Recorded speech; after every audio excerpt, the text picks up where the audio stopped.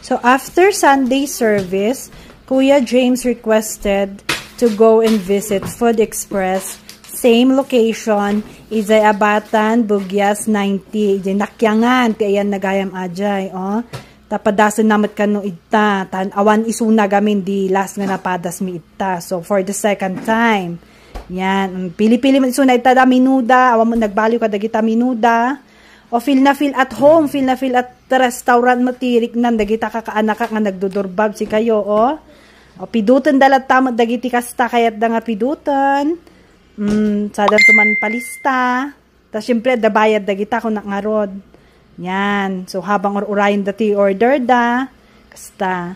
Nalipatak di last, ti may sapay nga nagustuak itagayam Food Express ngay.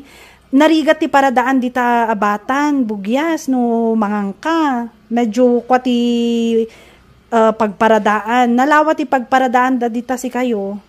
Iso nga ang kayon. Buwan, ibagayo nga imbagak nga mapang kayo dita. Oh, nabsog damanan. Sige!